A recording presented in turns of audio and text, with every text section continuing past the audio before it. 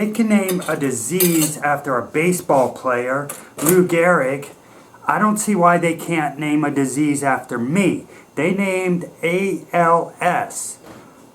Off the top of my head, I don't know what that stands for. I looked it up on Google, but it's already out of my mind. Some big words I never heard before, so they're not really sticking in my mind. Anyway, if they can name ALS or Lou Gehrig's disease after a disease that already exists, why can't they give me a disease? Lou Gehrig, of course, you know, he's a baseball player. He was back in the 1920s. He played 17 seasons for the New York Yankees. I just looked it all up on Google because I wanted to know what I was talking about. And he got ALS. So they said, oh, he's famous and he has a disease. Let's name the disease after him because he's famous.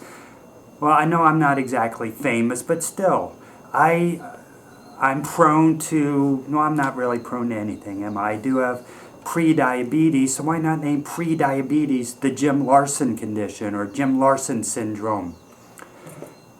COVID, COVID was a thing in this world, and Tom Hanks was a celebrity. He's kind of one of the first big celebrities you heard of getting COVID, but they didn't name COVID the Tom Hanks disease.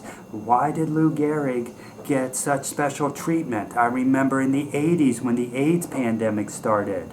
You know, people these days, people my age anyway, maybe older, like to say, I'm older than Google. Well, I was around before there were AIDS, so I'm older than AIDS. Anyway, Rock Hudson, the actor, he got AIDS, and he was kind of the first big celebrity to be in the news for having AIDS. But they didn't name AIDS the Rock Hudson disease, now did they?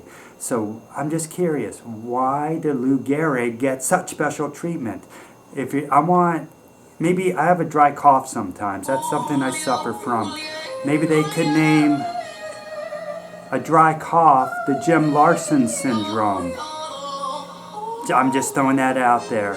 I don't really want to be known as the guy with pre-diabetes, so I don't necessarily want pre-diabetes to be the Jim Larsen syndrome. But dry cough. Call dry cough the Jim Larsen syndrome. That's all I'm asking.